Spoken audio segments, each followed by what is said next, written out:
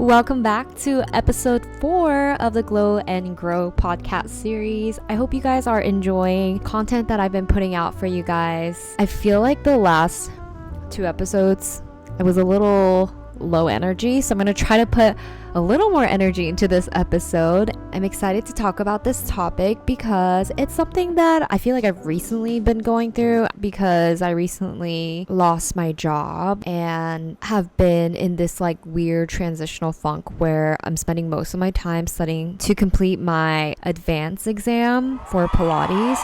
So my free time has been devoted to studying for the exam. Anyway, today's topic is on boredom and why I think boredom is a luxury. I don't really think boredom is a bad thing. And I have some notes on my laptop, so I might be looking down here, but I really want to share these points with you because I think they're really important. Maybe it'll spark some sort of inspiration or open your mind to boredom. I'm a first daughter of an immigrant family, so I feel like I've constantly had a lot of pressure to do well and to stay busy because oftentimes I saw staying busy as being productive. And growing up, I feel like I was constantly doing things, constantly involved in like school activities, clubs, volunteering at organizations, volunteering at church. If I wasn't doing any of that, I was studying or drawing and painting at an art studio.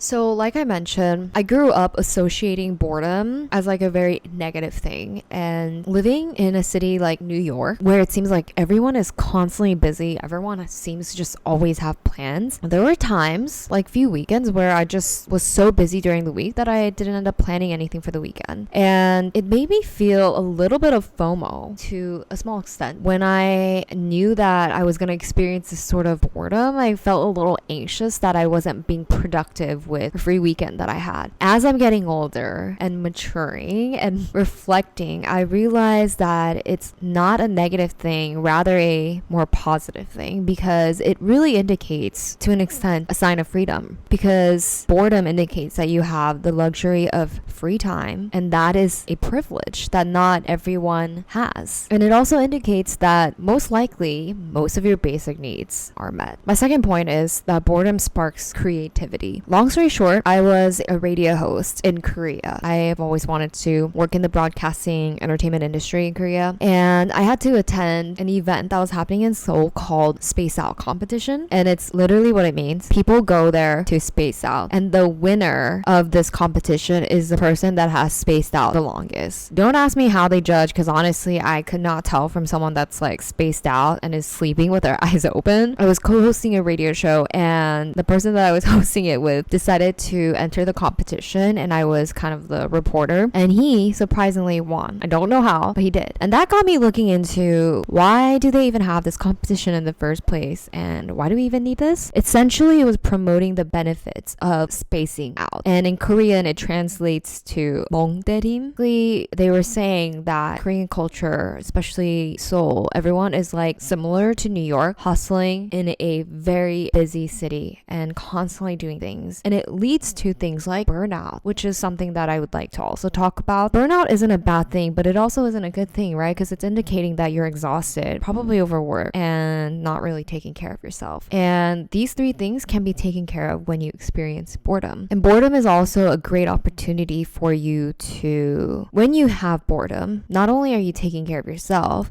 it's also giving you a space where innovation and personal growth can happen. It gives you the luxury of time to look and think about different things that you might not have been able to when you're busy. Like, don't get me wrong, being busy isn't a bad thing. I remember when I was working as a talent manager, auditioning to become an instructor while finalizing my advanced exam for Pilates, while trying to have a social life, and also trying to do this YouTube thing. I never had the luxury of time to check in with myself. How is my mental health doing today? How am I feeling today? How's my body? No, I just worked myself to the point where I think by by the third week, I just got sick and my immune system was shutting down. Not a good sign and not the healthiest way to do it. But the reason why I'm saying that boredom can spark creativity is that you experience life on a deeper level when you have the luxury of time to think and experience things without feeling the time pressure or guilt because you have to do something else, is when creativity can lead to an innovation of you figuring out something that you couldn't have before, or of you coming up with an idea that you didn't have the luxury or time to think about. And thirdly, boredom gives you the mental space, a time where you can reflect on your life, be more mindful, and like I mentioned, it allows you to fully absorb things in a deeper and more meaningful way. Being busy and doing a lot of things is great, but setting aside time to be bored so you can rest, recharge, and take care of yourself should be also as equally prioritized, if not more. I'm not saying that you should have like nothing to do every single day, right? Like if you're working 5 days a week, like really use the weekend to rest and recharge and take care of yourself. Whatever that is, whether that is working out, working on your side projects, getting in that sleep that you didn't get, or catching up with your friends. Practically thinking, just prioritize like 1 or 2 things every week. You can't do it all, right? We're human and we have limited capacities of giving our energy to everything. And that's why, when people that are really successful get these questions of how do you do it all? You can't do it all. People ask me, how do you balance studying and having a full-time job and getting certified in Pilates where you spend like 20 hours a week on top of your work? How do you do it all? I don't do it all. There are weeks where I don't prioritize Pilates. Like I go, but I'm not as present because I'm focused on my job or studying. And then there are other weeks where I have an exam coming up, a Pilates exam coming up. So then I focus on Pilates. Like you really can't do it all. And so use weekend time to slow down and take care of the things that you need, but just focus on 1 or 2 things. And lastly, I have one last thing to say. When you're bored, you're forced to confront the mundane parts of your life and figure out what truly matters in your life.